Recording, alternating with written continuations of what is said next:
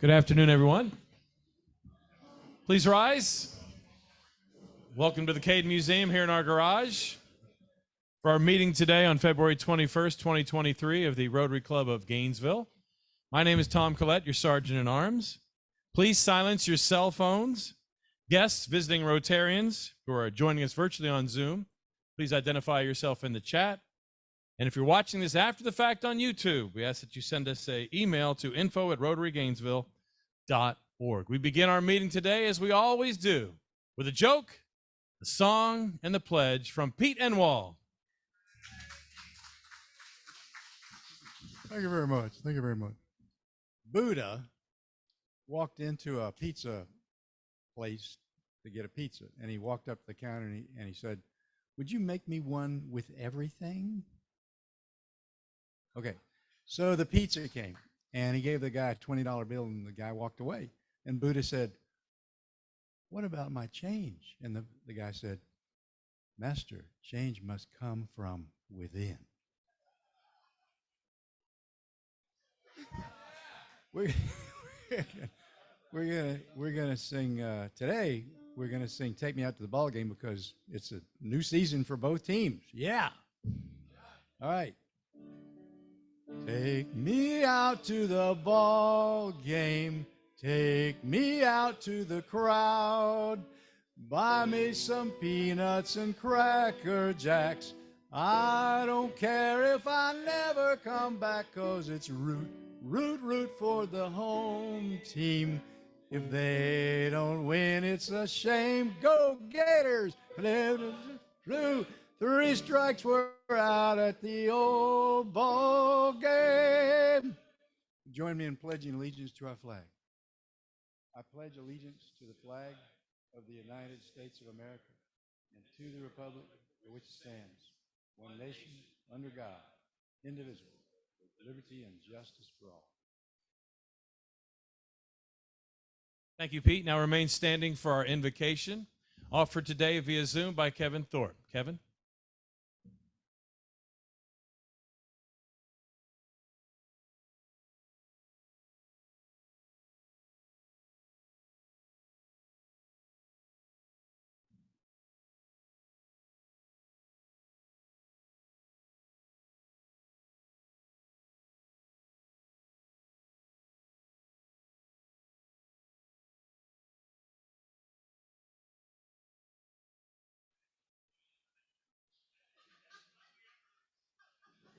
Amen. If you're visiting us today, please remain standing. If you're one of our members with a guest, stand with them. Jason Shank has the wireless microphone to bring to you. I'm pleased to have with us today is Russell Scotes, the owner of It's a Small World Daycare, and also a member of the Habitat Board of Directors.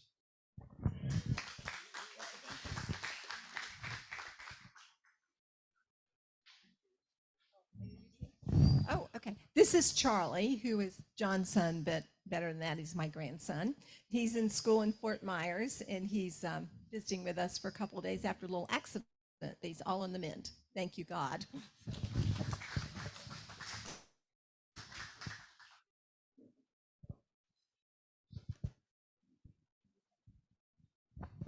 Bob Crane here from Iowa. My wife Connie is with me, and it's about 45 degrees in Iowa, and they're having a good time of it for February. So glad to be here. Thank you.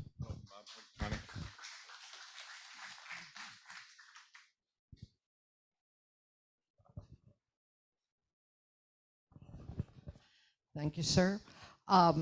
My guest is Steve Gallagher from Palm Coast, and he's chairman of the board of Gratitude America, the program you all heard about earlier this year. Thank you. Welcome to all of our guests today. Anybody else? Thank you, Jason. Now we have an announcement concerning the Wild Game Feast. Join me in welcoming to the front of the room here at the podium. Yes.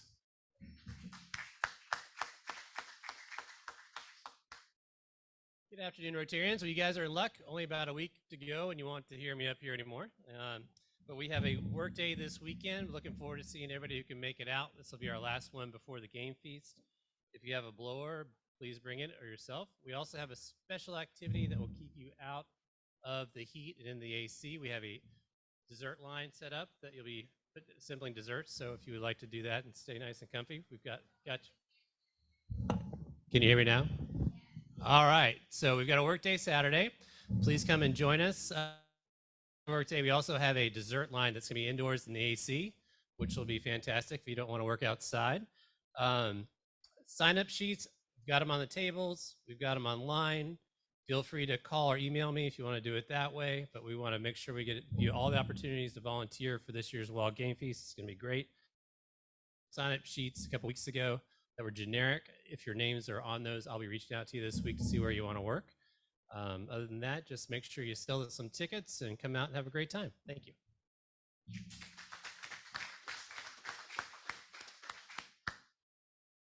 Up next, we have a craft talk. And to introduce today's craft talk, please welcome Nancy Hart.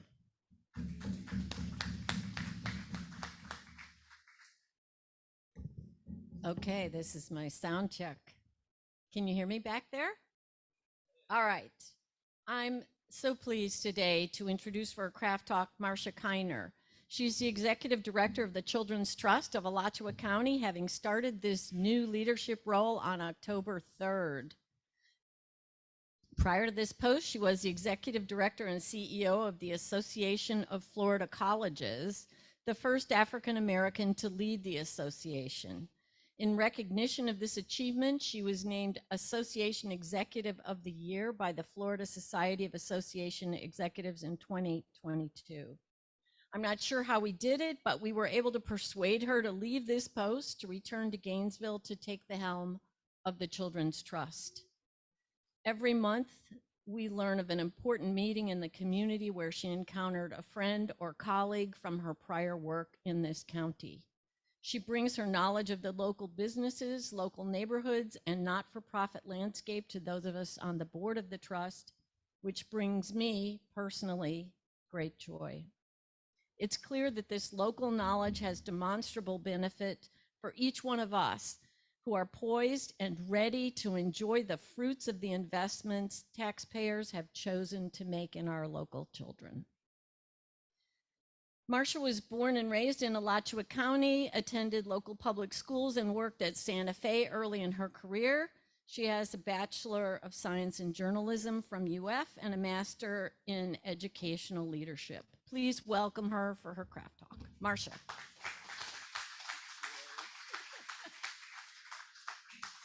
So when I was preparing for my craft talk, I said, okay, what do I talk about?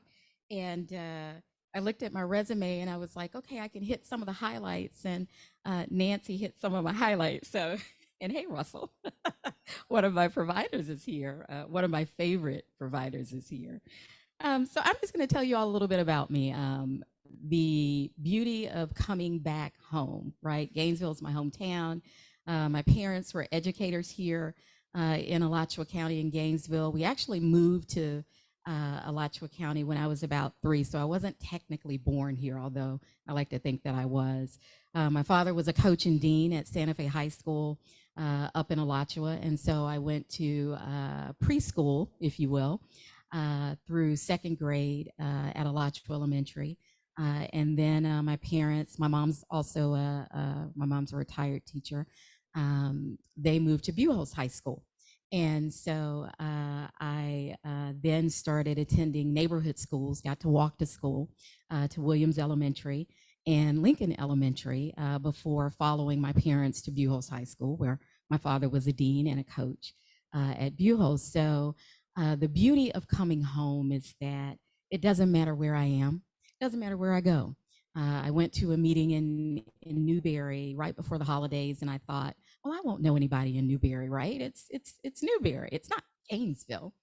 And had the pleasure of meeting with the mayor and the commission, and at the end of my 2 minutes on their agenda, a young lady stood up from the audience and proceeded to bring me to tears, talking about the difference that my father had made in the lives of the young folks at Buchholz High School, and the fact that she wished there were more teachers and educators like him around today. And that truly is for me, the beauty of being back in my hometown. When I left Gainesville about 16 and a half years ago for the second time to go work for the association, I left thinking I'd only be gone for a couple of years to do love to work for the Association of Florida Colleges, having worked at Santa Fe and been a part of the leadership team there. I kept thinking in the back of my mind, I'd get an opportunity to come home. I'll get an opportunity to come home. Well, it took 16 and a half years, and it took the Children's Trust for that great opportunity to come home. I don't know how much more time I have, but I'll leave you with this. In 1987, so now you're going to know how old I am, I was a graduating senior, and I had the opportunity to serve on a committee called Visions 2000. And I'm sure there might be a couple of people in here who served on the Visions 2000 initiative way back in the late 80s. And we were envisioning Alachua County for the year 2000, right? And I remember thinking, wow, that's a long time away. But I was the youth voice. And I talked about the fact that I grew up in East Gainesville and there were disparities, and that I felt blessed because I came from a two-parent home with parents who were educators and a lot of exposure. But I had a lot of friends who didn't. And I'm here to tell you, coming back here, working for the trust, I see that we have a long way to go. We still have disparities in our community. We have a lot of work to do. But I'm so proud to be from this community, because the same community that raised me, the same community that poured into me, I see you doing the same thing for our children today. So I want to say thank you. Thank you for what you've done. Thank you for what you're going to do. And I'm so excited to be here alongside you. Thank you, everybody.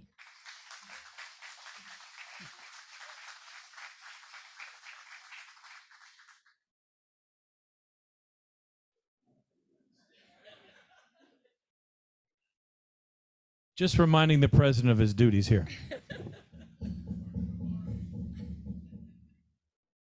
That's why our Sergeant at Arms gets paid the big money. Marcia? Yes, sir. It's my honor to give you the four-way test plaque in recognition for having given your craft talk to the Rotary Club of Gainesville. Thank you. Thank you, Marcia. Thank you,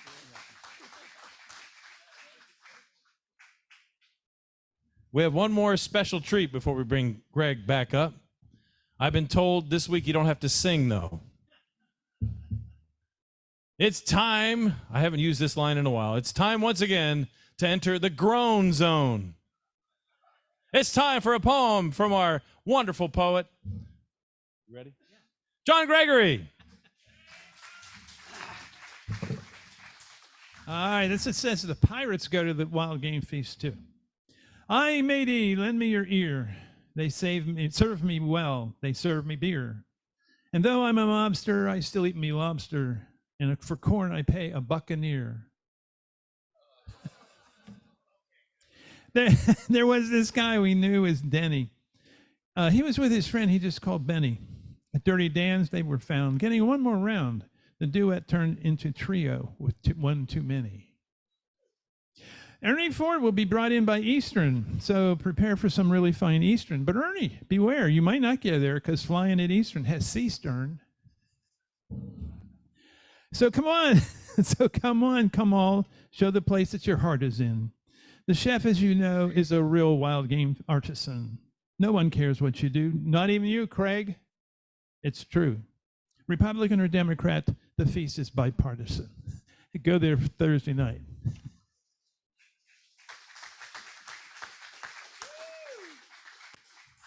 Thank you very much, John. We turn now the meeting over to your president. Please welcome to the podium, Greg Young, everybody.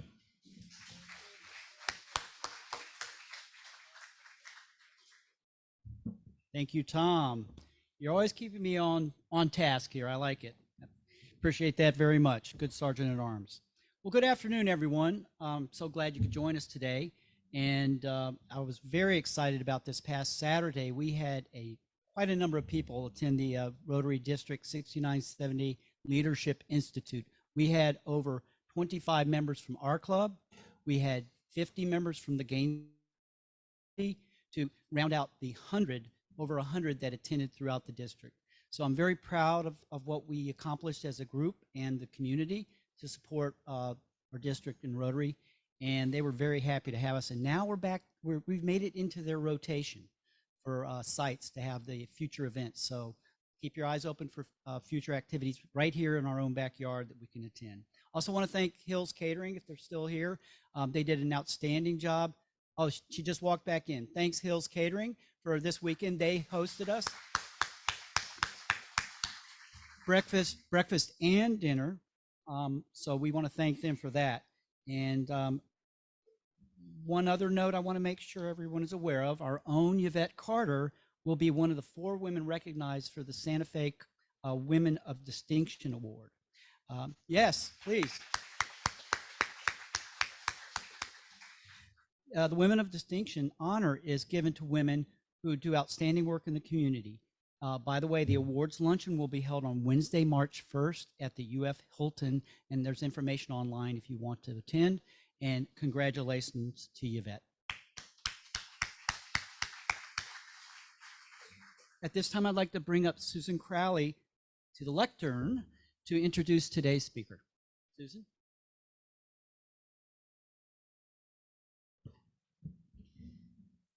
Our speaker today is Frank Wells, President and Chief Impact Officer of Bright Community Trust.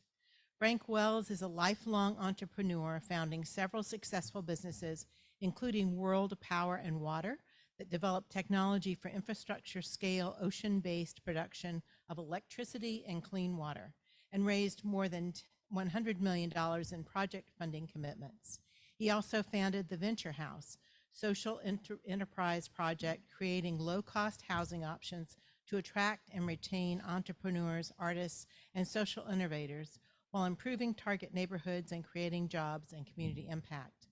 Frank currently serves as the President and Chief Impact Officer for Bright Community Trust, solving the critical need for good, safe, healthy homes within financial reach for every individual and family across Florida.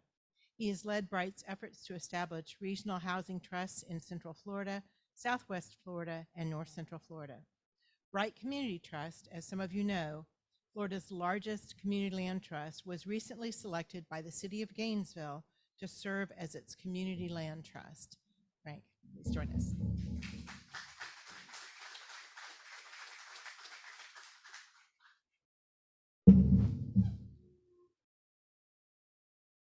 How do we do slides here?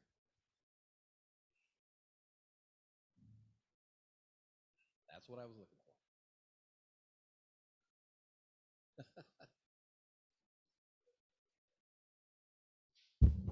Good afternoon, everyone. It is a real pleasure to join you here today.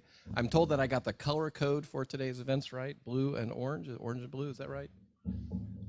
One of the options.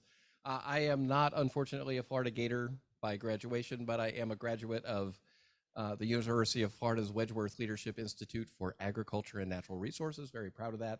And also a Leadership Gainesville alum. So wonderful to be in the community here with you all today. Tell you a little bit about Bright Community Trust first before we dive into what is a community land trust in a little bit more detail. Bright is working so that everybody in Florida has a good place to live and that it's not too far from work, it's close to a good school for their kids, it's surrounded by the kind of community amenities that we all appreciate. Everybody's close to a grocery store, a doctor's office, a park, all those kinds of things that make for great neighborhoods. And it's at a price that fits in their budget. That means different things for those of us at different stages of life. When you're getting your first job out of college, you're looking for an inexpensive place to rent that doesn't stretch the budget too much. Hopefully you can save up some money. When you get married, you settle down, you're able to buy a home. At a certain point in life, we want to downsize maybe. Are there those kinds of homes in the neighborhood? All those kinds of things are housing issues that Bright works to address in various ways. We're also very interested in the other community development issues that surround housing. Our founder was fond of saying the best kind of affordable housing is having a good job so you can pick what house you want to live in. And so we need to show up for the conversation about where are the jobs in our community? Where's the future of jobs in our community? We need to be present for the conversation about the education that helps you get a better job to help you get more housing choices. That means we've got to be in conversations about transportation options, childcare options, food access and food security, all those kinds of things also all touch on that housing equation, and we like to work on all those things. I want to just quickly point out what is housing. There are a whole bunch of different kinds of things that people like to live in. We talk a lot about single family detached homes. That's how we think about most of housing these days. And apartments, there are a lot of other things that we've historically built in neighborhoods. I won't belabor the point, but also want to give you a working definition of what is affordable. Here's our standard federal definition. It means you spend no more than 30% of your paycheck on housing costs. So that is your rent or your mortgage plus your utility bills. Think about how much comes in the door. A third of it goes back out the door. Why do we care about that?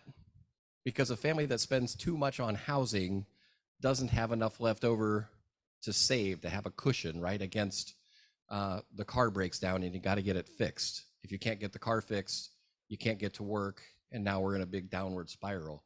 The family that spends too much on housing costs doesn't have enough to feed the kids good, nutritious food. You're more likely to eat junk food because those are cheaper calories, unfortunately. Don't have enough in the budget to get optimal medical care. A lot of times our fixed income seniors get to the end of the month and have to choose, am I going to refill this prescription or am I going to pay the light bill? Nobody should have to make those kinds of choices, but those choices track back to too much went out the door the first of the month to the rent or the mortgage and those utility bills, not enough left over for everything else. And that's why housing costs are such a linchpin for so many other issues. Also important to keep in mind that those issues are economic issues for our workforce, for our business community. If people have to live too far from work, spend too much on housing, then our businesses can't grow. We can't grow our regional economy, and that's a really important effect also.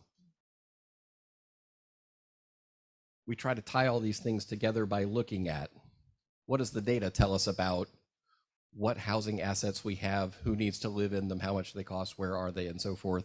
So then what kinds of policies get us to housing solutions? How do we fund things like that? How do we talk about sustainability and resiliency, particularly in a state like Florida where we're pretty hurricane prone, right? How do we talk about these things? A lot of times we have a wonderful development that we've spent a couple of years working on. We have the funding together, and what shuts it down is we haven't done a good job of talking with the neighbors about what it means to have apartments next door to your neighborhood, right? That's a communications challenge, not always a challenge of policy or financing. And then finally, how do we build the capacity to deliver on these kinds of solutions? Yes, that means investing in nonprofits like us, and it means investing in the public sector as well. Principally, we think this has to be about getting the private sector engaged in these conversations and figuring out how to get more of the right stuff built so that everybody has a good place to live. Thought I would show you a couple of our projects we've done elsewhere in the state that we're particularly proud of. On the right is a ribbon cutting.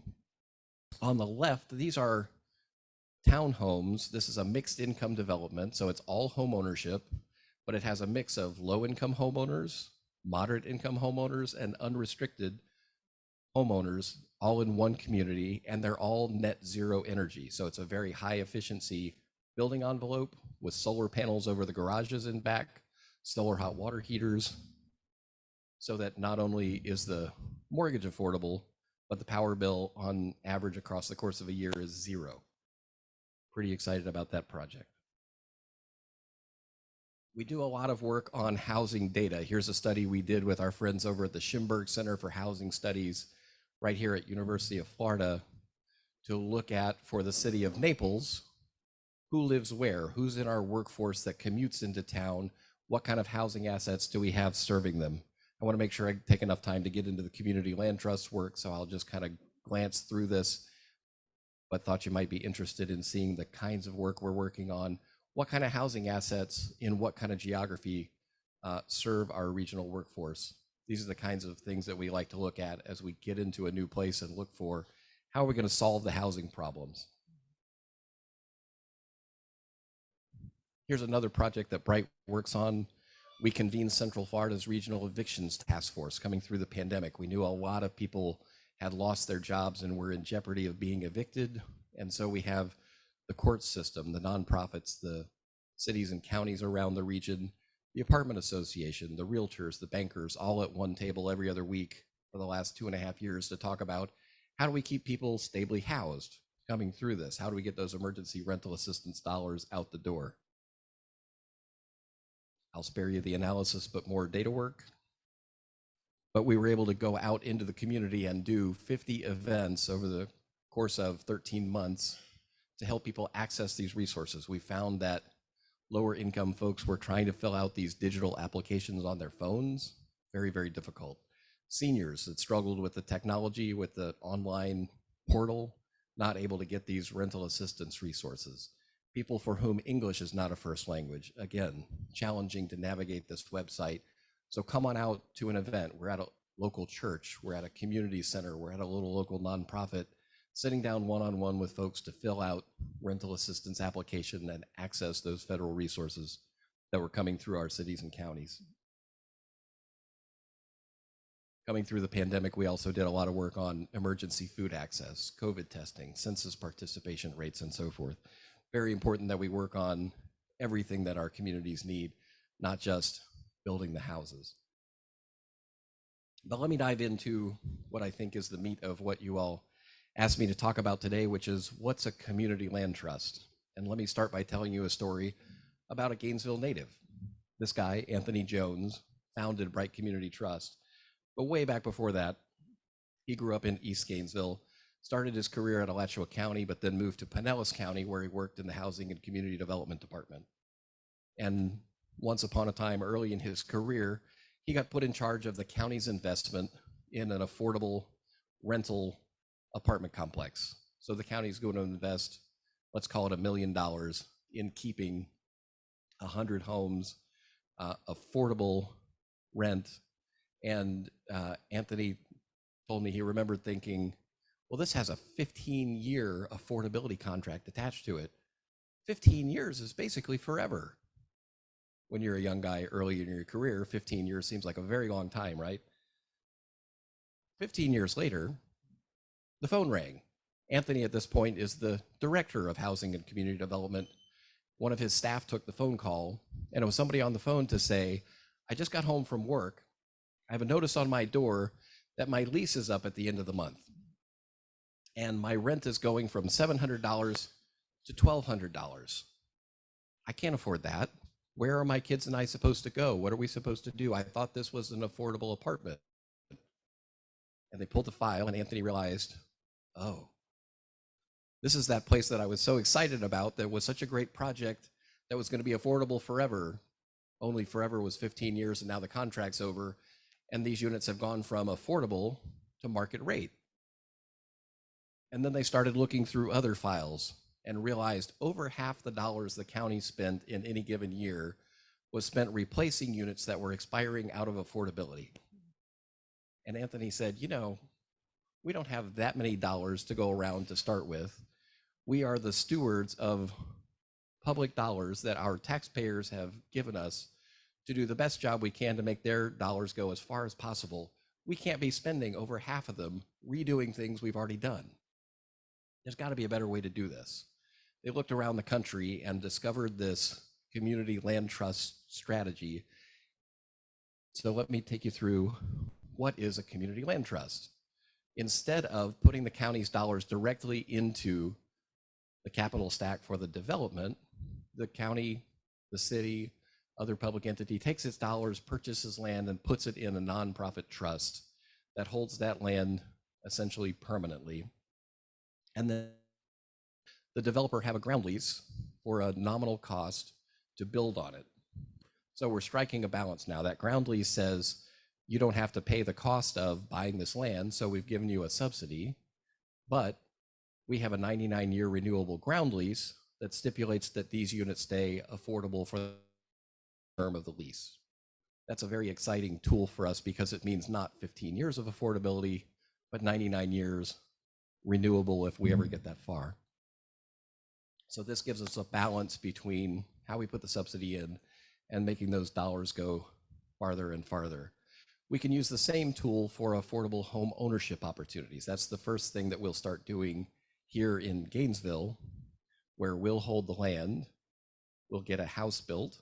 We're very excited that the houses here will be built by our friends at Habitat Alachua. So a great partnership, very excited about that. Glad to have Scott with us this morning. We'll sell that home to a qualified, income qualified home buyer. They'll be able to live in it as long as they want to, but with a restriction attached that the appreciation of the house is not at market rate. It's restricted to 0.5% per year, which is roughly the rate at which we're seeing wages go up also. Because what we want to happen is a teacher buys a house in 2023. That's a fantastic outcome. They're going to pay way below market price for that house, and they're going to stay in it as long as they want to. But in 2033, let's say when she gets ready to sell that house, we want another teacher who's also in that same income bracket to be able to buy that house at a price that's affordable for them then. I'm going to walk you through some of the math a little bit later and show you just how important this is because of how fast the real estate market's going up relative to wages going up a whole lot slower. The thing we love about this is we put that investment in one time to buy the land and place it in the trust, and then we don't have to continue putting subsidy into it. That's a really key distinction for the way that housing affordability, home ownership opportunities have traditionally been done. And again, in exchange for being able to buy a house way below market price, that home buyer agrees to take out less when they go. So we're creating permanent stepping stones, right?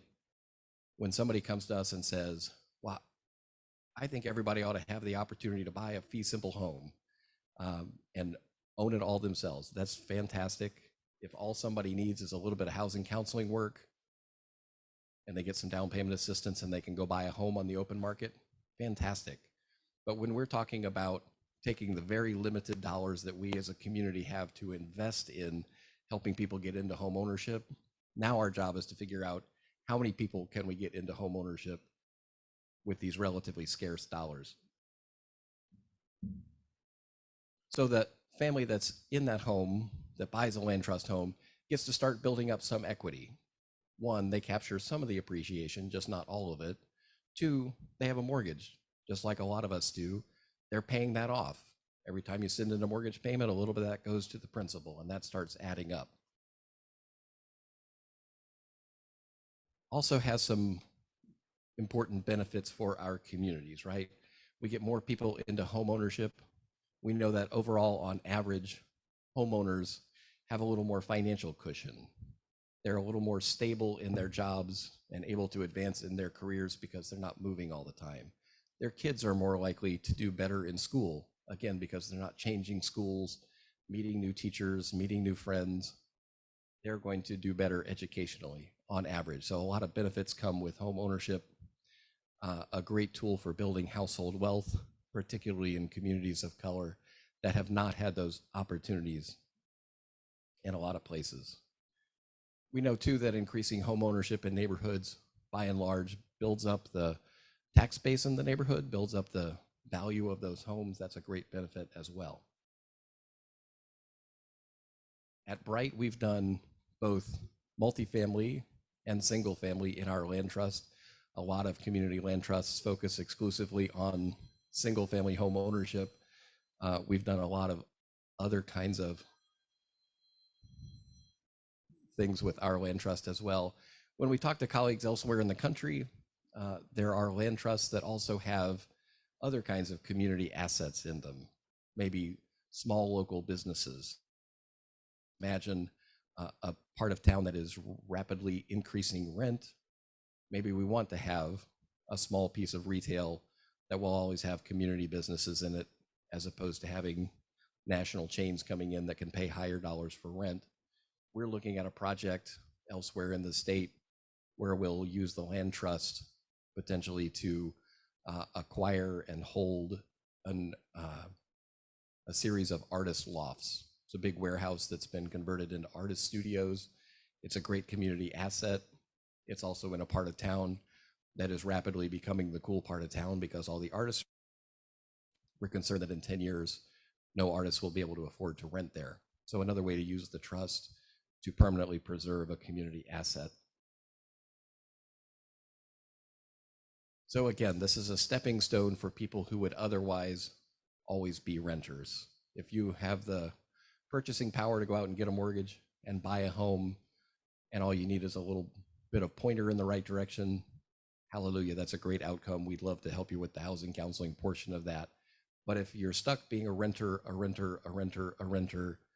community land trust home ownership is a great stepping stone toward fee simple home ownership to build up some equity.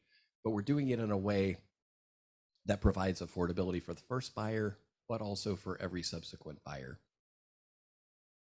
And protecting that public subsidy, very important.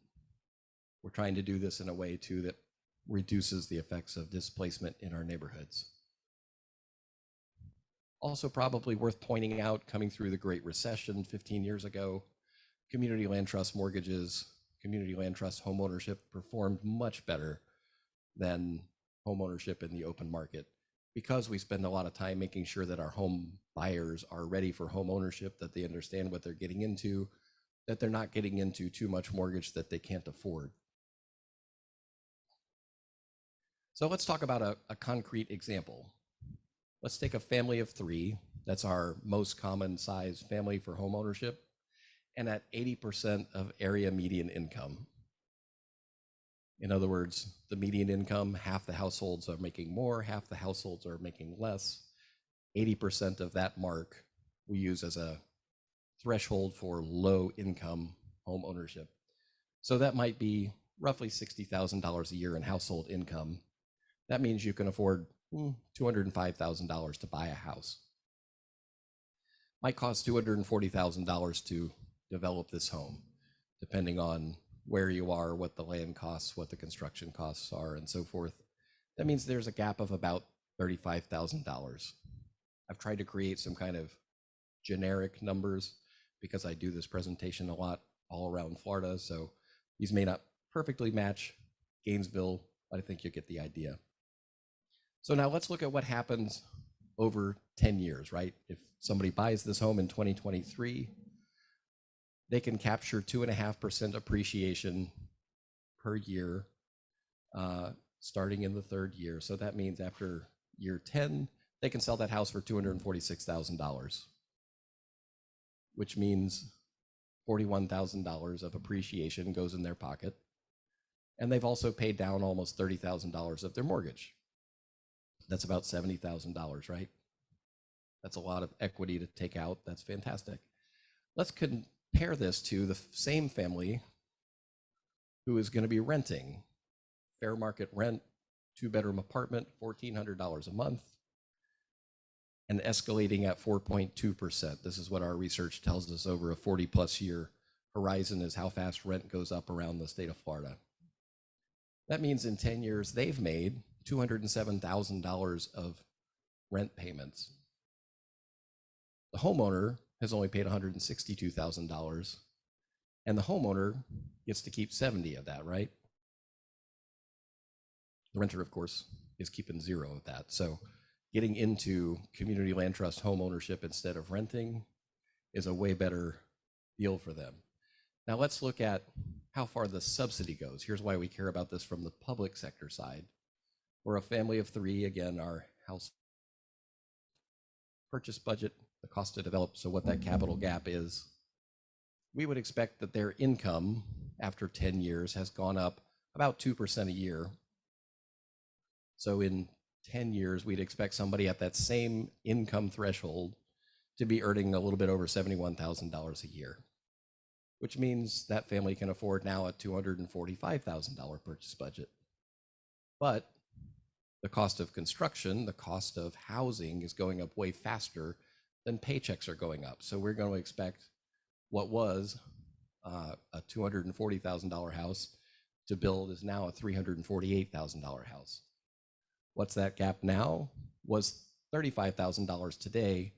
It's $103,000 10 years from now. So how much would we need in subsidy then to put into it? With the Community Land Trust, $35,000 that we put in this year, how much down the road? Zero, right? Because we don't have to do it again and again and again. It gets resold affordably to the next family and the next family after that and the next family after that. Let's run this forward to 20 years. That's not very long in the life of a house and certainly in the life of a community. Now we'd expect that family at the same income threshold to be earning about $87,000 a year, with how fast or how slow wages are going up in Florida, right? That means they can afford a little under $300,000 for a home purchase. But in 20 years, we're going to expect that building that exact same house is now going to be over $500,000, and it's going to need $225,000 of subsidy. If we built the house, sold it with an affordability restriction and let that expire in 10 years, built another one, and sold it, let the affordability restrictions end in 10 years, built another one, right? Now we're up to $363,000 to get 3 families into home ownership. But again, with the Community Land Trust strategy, we put that $35,000 subsidy in this year, and we don't put more in 10 years at the next sale. And we don't put more in 10 more years in the next sale. This is why we like it so much and why this is such a great public policy from the public sector side, as well as a great opportunity for potential home buyers. So we ask ourselves, if a city, a county, a community has $1 million to invest over a few years, how much farther do those dollars go when we put the subsidy in one time up front? I'll circle back to where we started here. Why is it so important that we keep a handle on housing costs? Because too many dollars go out the door the first of the month, too many other things fall apart. Too important. The good news is, using this Community Land Trust mechanism and working in concert with all the other factors, there are things we can do about this concretely to help a lot of families here in Gainesville and Alachua County and in the North Central Florida region. Thought I would close with this picture. This is one of our Community Land Trust homeowners a couple years back. You'll see a mom in the middle there. Her 2 daughters are in the picture there. That's the mayor of Clearwater helping us cut the ribbon. Mom had always been renters. The 2 girls had never had their own bedrooms. One of them's in high school in this picture, one of them's in middle school. You can imagine their excitement when they got the keys to their own house. The girls were most thrilled about the fact that they no longer had to share bedrooms with their sister. And mom's in walking distance to work now. One of the girls is in walking distance to school now, and they own a home.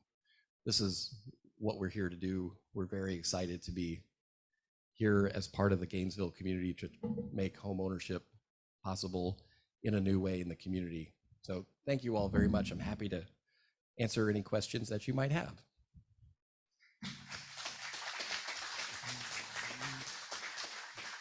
Well, let me start right over here, unless you, oh, there you go. We can start anywhere you want. It's a great concept. How much do you need from the city of Gainesville to scale up in order to meet the full need they say is a crisis? We have, let me give you a little idea of where we are in the process. The City Commission in November approved our contract and the donation of the first 5 lots that we'll be building on with our partners at Habitat, and approved an allocation of their American Rescue Plan Act, ARPA dollars toward that. So we have the funding for the first 10 houses. We're very excited about that. That'll keep us busy for a couple of years. We would like to be ramping that up. My hope is that by the end of year 2, when we've got 10 houses started, then in the 3rd year we can start 10 more, and then 15 more, and then 20 more. So we need to substantially ramp this up those ARPA dollars are a one-time source, right? Those came down from the federal government as an investment to kind of kickstart things after the pandemic. That's not a recurring source of dollars. So we've definitely got some work to do with the city. If you could find us $1 million a year, we'd make that go a very long way. We have a couple Zoom questions. Frank, a couple Zoom questions. How do you ensure there are no food deserts in the affordable communities you develop? For example, Eastside, Gainesville. Question from Jenny. It's a great question. I wish I had an answer to how we can ensure there are no food deserts. What we need to be doing is be in partnership with your regional food bank, with organizations that operate food pantries, and then working with the city and the county to see how we can address food access and food security in these neighborhoods. It is a challenge in a lot of communities around the state that our lower income neighborhoods don't have a grocery store. The answer doesn't always have to be a big box grocery store. A lot of times, unfortunately, we go from it's either there's no grocery store or we need a full-size Publix. The answer may well be something significantly smaller. Maybe it's an Aldi or something that size. Maybe it's a community grocery co-op. Maybe we start with a farmer's market that pops up on weekends so people can access fresh produce more readily. So, the answer, I wish we had a quick and easy answer. The answer is probably a long conversation about how to address those needs. Thank you. If there's no other questions in the room, there's another Zoom question. Courtney Syke asks, how do you work with residents who are resistant to having affordable housing built in their neighborhood? If I flipped all the way back to the beginning of my presentation, Bright Community Trust is working so that everybody in Florida has a good place to live in a neighborhood that they love, that's close to a good job, that's close to a great school for their kids, that is surrounded by the kinds of amenities that we all care about. You got a park, a doctor's office, a grocery store, all those kinds of things, and it's at a price that fits in your budget. Please note the absence of the word affordable and the absence of the word housing in that statement, right? When I come into your neighborhood association and say, I love it here in the duck pond, and I'd like to talk to you about building affordable housing in your neighborhood. Please put down the pitchforks, right? Not a popular conversation. When I come to your neighborhood association to have a conversation about, you have kids at Santa Fe, you have kids at UF, where are they going to live when they graduate? Oh, Atlanta, because they can't afford to live here? Is that what we want? Well, that's an affordable housing problem, right? Did you raise your family in a wonderful big home in a nice suburb, and now that feels like too much house, now that we're empty nesters and the kids are out of the home, and we'd really love to have a little villa that's 1,200 square feet and 2 bedrooms and not as much to clean and keep up with and not much of a yard. There's nothing like that in the community, right? That's an affordable housing challenge. We got to be thinking about how we put all the steps on the housing ladder. Let me think of it another way too. Can I invite you all to do a little quick survey with me? If you have never in your life lived in an apartment, will you please raise your hand? Yeah, one hand in the room has never lived in an apartment. Great, but most of us need that step on the housing ladder at some point in life. Okay, how do we find places where that fits in? If we go around some of our favorite neighborhoods, I love to stay in the duck pond in one of those great bed and breakfasts when I come to town. A lot of those big older homes are now 3 or 4 little apartments inside. A lot of places have an accessory dwelling unit, a garage apartment in back. That may be a great place for our parents to live as they get older, maybe a great place for our kids to live when they're out of the house a little bit, but just across the backyard. All these kinds of things are housing options that we've made it very difficult to build more of these days. Just real quick, is there an opportunity in Gainesville through the Community Land Trust for affordable housing developers to build duplexes and quadruplexes and kind of give you a little more bang for your buck on housing units?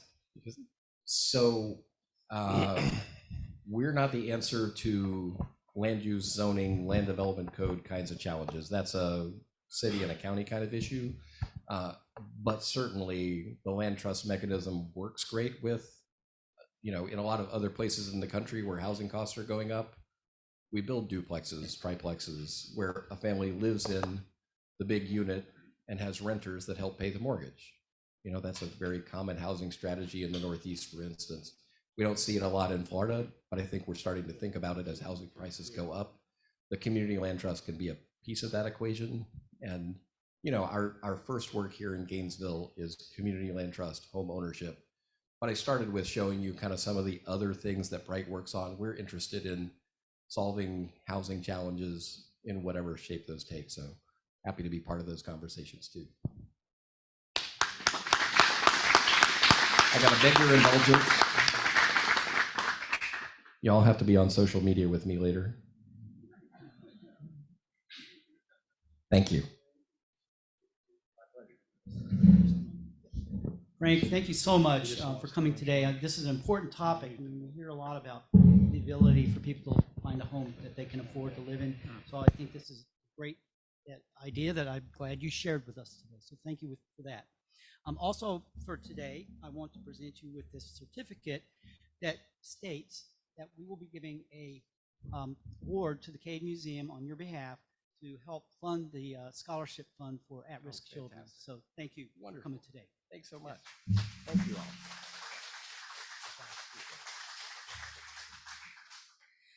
Well, thank you, everyone. I'm so glad you came today and spent time with us. I look forward to seeing you next week when our guest will be Dr. Chris McCarty, Director of the University of Florida's Bureau of Economic and Business Research. And thank you, Susan, for helping to facilitate that as well. Quote of the day: the way to achieve your own success is to be able to help someone else get it first. Leanela Van Zant. Also, if on your way out, if you haven't already paid for or gotten your Wild Game Feast tickets, over at the check-in table, Wes will be over there selling tickets, so please see him. This is the last meeting before the feast, so hope to see y'all all out there either on the workday this Saturday. Wait, I see a hand. Oh, we have one more. Excuse me. I'm getting ahead of myself. So we have the workday, though, this Saturday. So if you can attend that, that'd be great. And John, you're doing a great job, buddy. So the Rotary Reading Safari raffle ticket number, last 3 digits, is 755, and we are adjourned.